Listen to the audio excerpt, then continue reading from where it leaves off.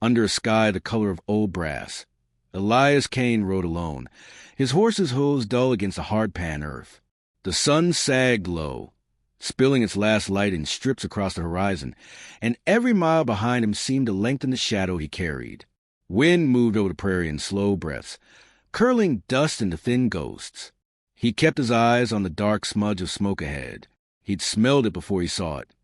Burnt wood, burnt cloth, something else beneath it that the wind couldn't quite scatter. The wagon camp was a ruin when he reached it. One wheel lay broken in the dirt, like a snapped rib.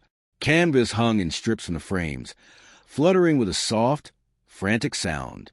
Bodies sprawled in the trampled grass. Two men face down, their blood drying in black streaks under the fading light. Whoever had done this was gone, and they'd left nothing worth taking. Elias dismounted, his boots crunching over spent cartridges and shards of pottery. A sound reached him then, faint and small. He stopped, listening. It came again, a ragged breath, the scrape of something shifting under wood. He moved to the largest wagon, its side blackened and splintered and crouched. Beneath its belly, in the narrow strip of shadow, a woman crouched low, arms out as if to shield what was behind her. Her dress was torn, a sleeve burned away. Her hair clung damp to her temples. She met his gaze without flinching, though her breath came fast. Behind her, 3 children huddled together, pressed into the dirt.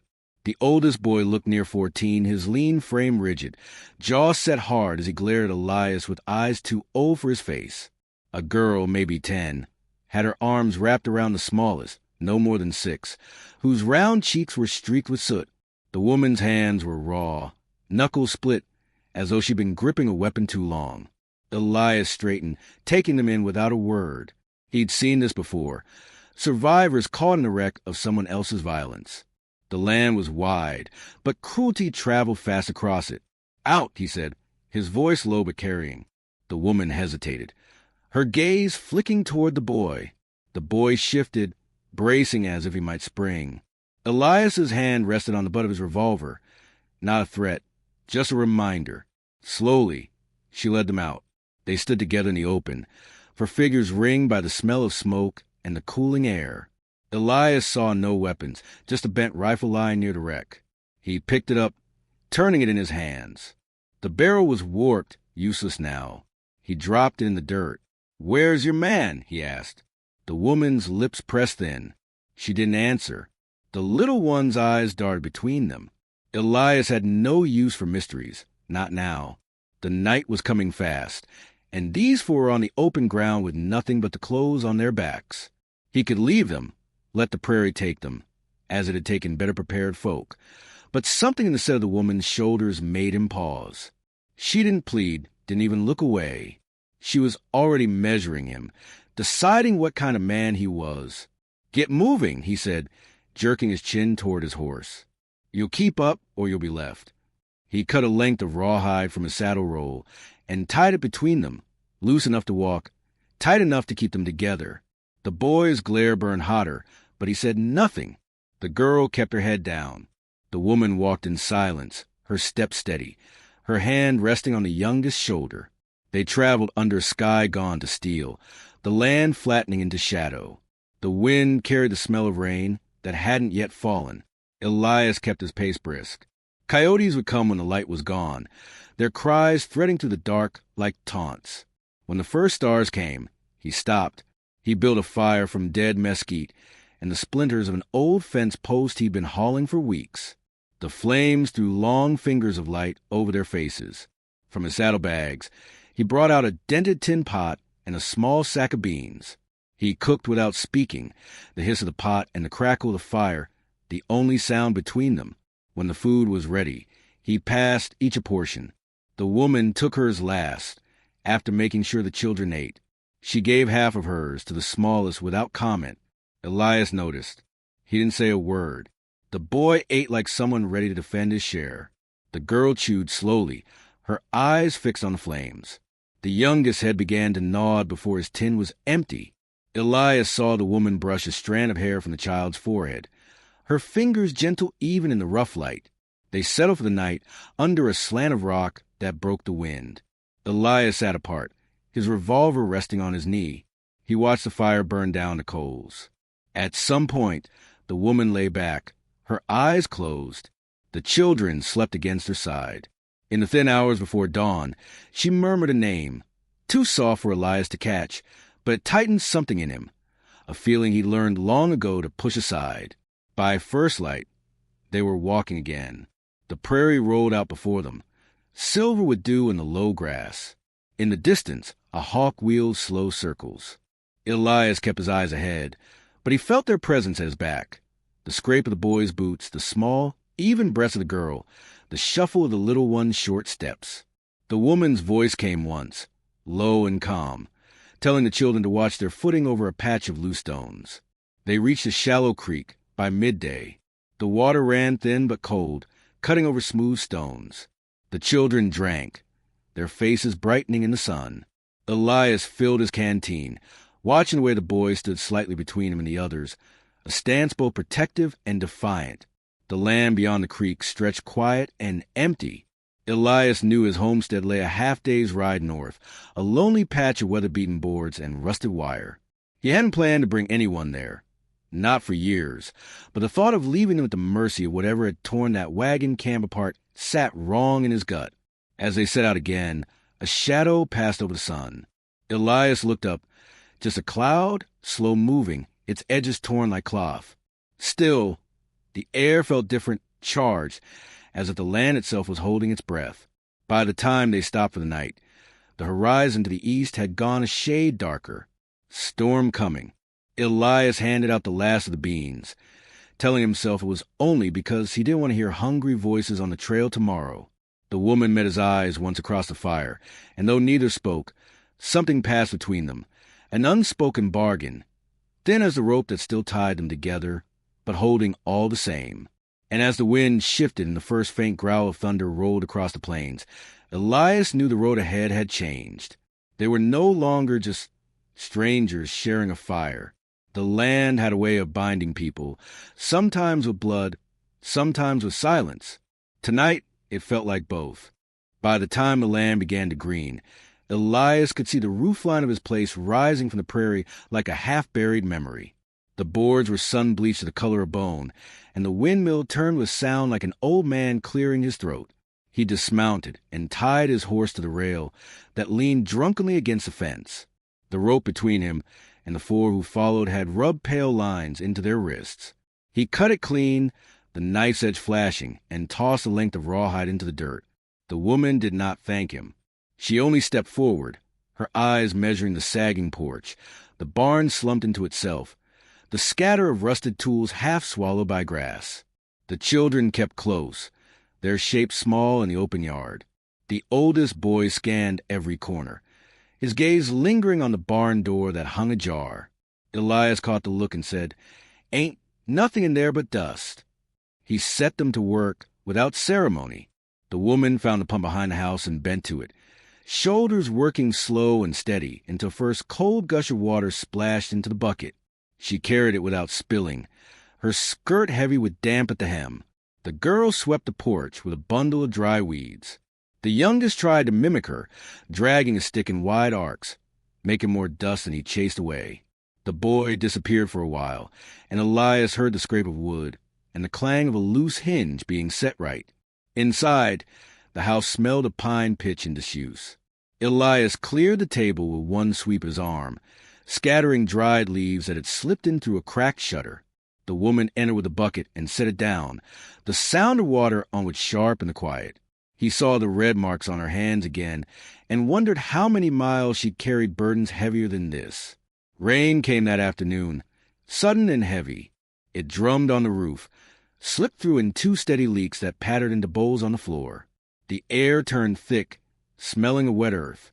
The children pressed their faces to the window, watching the prairie fade behind a curtain of water. Elias leaned against the doorframe, listening to the windmill groan. That night, the fire in the hearth threw shadows that swayed across the walls. The youngest fell asleep with his head in his sister's lap. The woman mended a tear in the boy's shirt, her needle flashing in the firelight. Elias sat with a tin of coffee gone cold, his eyes moving between them and the flames. The quiet was different now, not empty, but full of things unspoken. Days folded into each other. The woman worked without being told, her movements precise, almost practiced. She chopped kindling, patched holes in the chicken coop, boiled water to wash the children's clothes. The boy climbed to the roof and replaced loose shingles without asking. Elias pretended not to notice the small improvements, though he found himself looking forward to the smell of fresh bread she baked from the last of his flour. One afternoon, the sky cleared after a night of rain, and the land smelled sharp, alive. Elias saddled his horse for a ride into the hills. As he mounted, the woman stepped out, wiping her hands on her skirt. "Storm broke the fence on the west side," she said, voice low but steady. "Stock will wander if you don't see to it." Her tone was not that of someone asking permission, but Elias only nodded. He took the boy with him, handing him a coil of wire without explanation. They worked in silence, boots sinking into the damp soil, the wind carrying the scent of sage. Elias caught the boy glancing at him now and again, as if testing whether he'd bark at the pace of his work. By the time they finished, the boy's hands were raw, but his jaw had unclenched. The next day, a rider appeared at the edge of the property, dust rising from his horse's hooves. Elias watched from the porch as the man approached, a government scout by the look of him, badge tarnished, eyes quick. He asked after escaped property. A woman and 3 young ones traveled without permit. Elias felt the weight of the woman's gaze from the doorway. "Haven't seen a soul in weeks," Elias said, voice flat. The scout's eyes narrowed, but he nodded. "You hear anything, you send word." He turned his horse and rode off, leaving only the sound of hoofbeats fading into the open. That night, the wind shifted. Elias found himself restless, pacing the yard. The woman came to stand beside him, her hands clasped before her. "You lied for us," she said quietly. He didn't answer. She studied him a moment longer, then went inside. The door closed, and the sound of her steps faded. The following morning, Elias caught the girl by the barn, humming as she worked. The tune was soft, old, something from the far side of the war. He had heard it only once before from a dying comrade whose name he'd stopped speaking years ago. The sound rooted him to the spot, the air thick with memory he hadn't invited. The girl noticed the stillness and fell silent, slipping away to find her brothers. Later that week, Elias found hoof prints on the far edge of the property, fresh and deep. They weren't his, and they didn't belong to anyone local. He stood there a long time, looking out over the grass that bent in the wind, listening to the low hum of the prairie. The air carried a faint electricity, the same kind that comes before a storm. When he returned to the house, the woman was at the table, the children near the hearth. They looked up as he entered, their eyes following him. For the first time, he realized they were watching not just to see what he would do, but to know whether they were safe. He didn't speak, but something in his silence must have told him the answer wasn't certain. The prairie outside was too wide, and trouble traveled fast. That night, the rain didn't come, but the wind moaned in the eaves, and Elias lay awake, knowing the days ahead would not stay quiet. The land didn't hold still for long. Something was moving toward them, and when it arrived, it would come hard. The morning broke pale and thin, light spilling over the prairie in hesitant strokes. Elias left before the others stirred, taking his rifle and riding east toward the low hills where deer sometimes grazed. The wind was sharp enough to sting his eyes, carrying the scent of wet grass and something else. Distant wood smoke, faint but wrong for this time of year. He pushed the thought aside, focusing on the tracks in the mud, the quiet rhythm of his horse's gait. When he returned, the air was wrong. The yard was empty. No voices, no sound of the pump handle clanking, no scrape of broom on porch. Then shouts, muffled but urgent, from the barn. He dismounted and moved fast, rifle in hand. The barn door was half open, swaying. Inside, chaos boiled in the dim light. 2 strangers with rough coats and knives, the woman stand between them and the children. Her hair was loose, falling into her face, her hands gripping a pitchfork as though it were part of her. The oldest boy had a hammer raised high, ready to swing.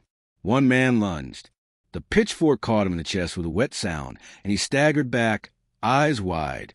The second man cursed and drew his pistol, but a sharp report from Elias's rifle cut him down before the barrel cleared his belt. The first man fell, clutching his wound, breath coming in rattles.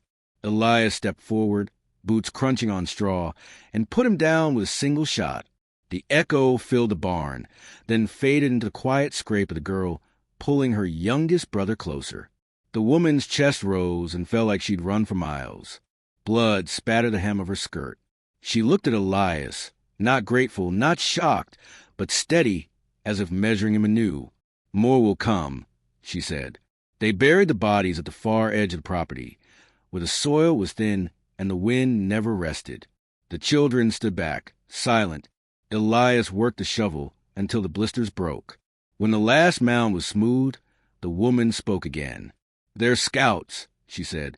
"They find us, they send word. Then the rest ride in." "Who?" Elias asked. Her gaze held his. "Men from the river towns. Men who know what we are." The boy's jaw tightened, and the girl took her brother's hand. Elias saw the truth of it in their faces. This wasn't the first time they'd run, and it wouldn't be the last unless something changed. They spoke little the rest of the day. Elias fixed the barn door, his hands moving with the precision of habit. The boy worked beside him, passing nails, steadying the boards. Once, Elias caught the boy glancing toward the horizon, like he expected riders to appear at any moment. That night, the woman told him more. They were the children of two worlds, belonging fully to neither. Their father had been a white trader who'd taken her from her people.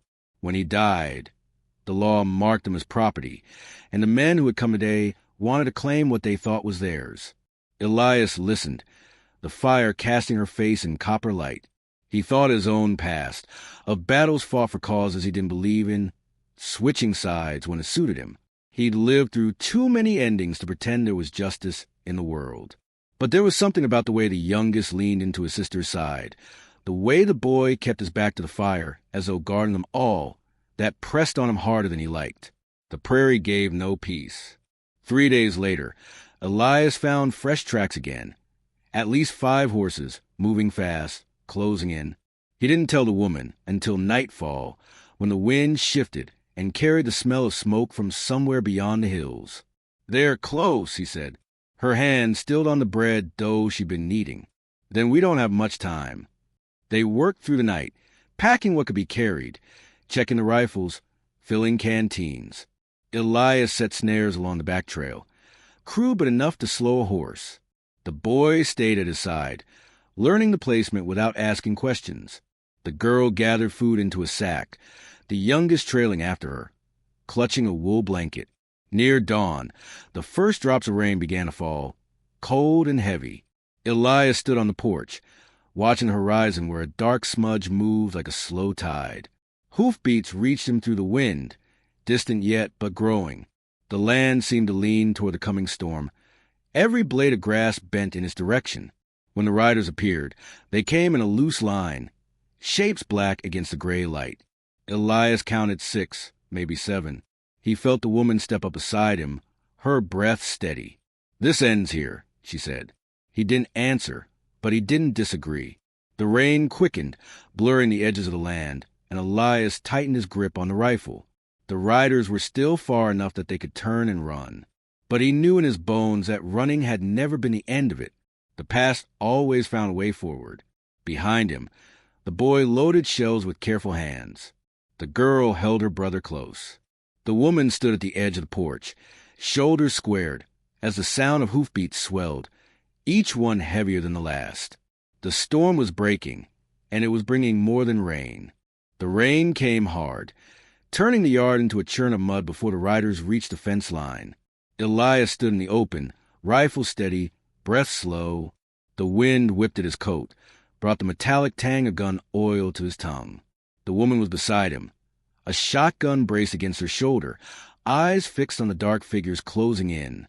Behind them, the boy crouched by the window, ready to fire from cover. The girl knelt with the youngest, wrapping him in a wool blanket, murmuring something soft enough to be swallowed by the storm. The first shot cracked through the rain, a sharp flare of muzzle light. The bullet splintered the porch rail inches from Elias's hand. He answered with one clean pull of the trigger, dropping the lead rider from his saddle. The others scattered, wheeling their horses wide, gunfire snapping through the air. The woman's first shot took another man, the sound swallowed by the thunder overhead. She reloaded with swift, practiced motions, her wet hair plastered to her face.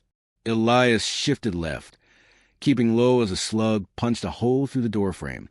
He fired again, the recoil shoving into his shoulder, another rider tumbling into the mud.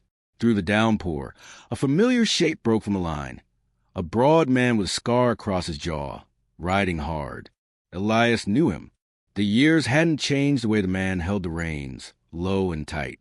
Once, they had ridden together, traded favors paid in blood. Now the man's eyes were fixed on him like a debt come due. The boy's rifle cracked from inside the house, sending one attacker reeling from his saddle. A shout cut through the rain, followed by the sound of hooves pounding toward the barn. Elias moved, but the woman was faster, vanishing into the curtain of water. A heartbeat later, the sharp boom of her shotgun rolled out, and a rider crumpled against the barn wall. The scarred man pushed through the chaos, his horse foaming at the bit. Elias stepped into the open, the mud sucking at his boots. Their eyes locked, and for a moment the rain and the gunfire fell away. "You should have stayed gone," the man called of a storm. "Maybe," Elias said and fired. The shot tore through the man's shoulder, spinning him from the saddle. He hit the ground hard, gun skidding into the muck.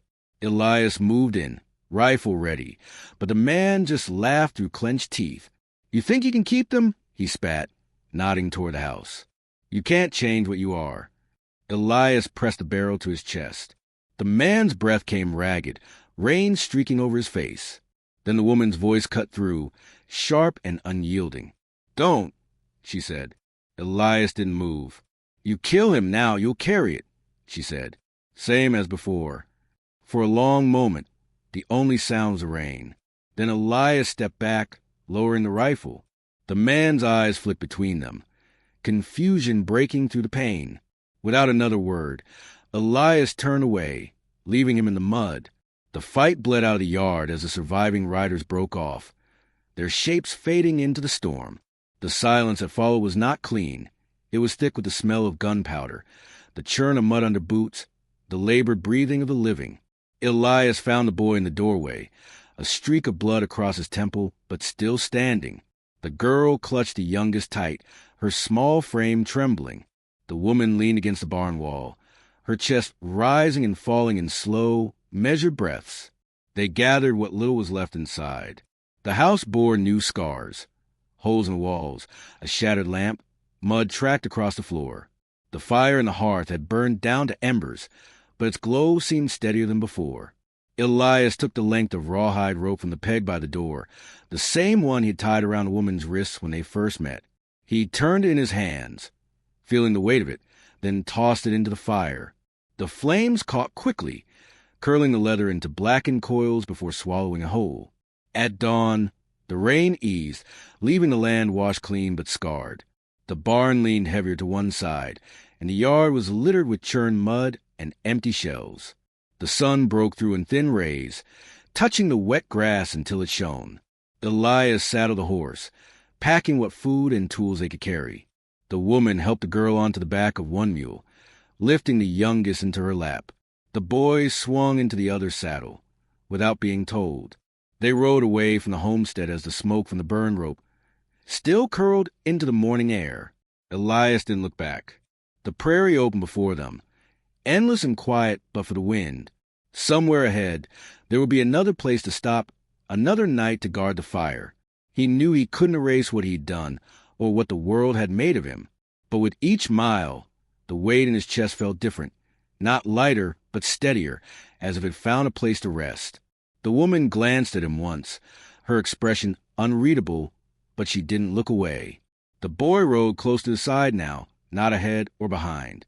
The girl hummed softly to the youngest, the same tune Elias had once heard in another life, and the sound carried on the wind until it was hard to tell if it came from them or from the land itself. The prairie stretched on, green shoots breaking through the blackened soil, and though the past still rode somewhere behind them, for now they rode together,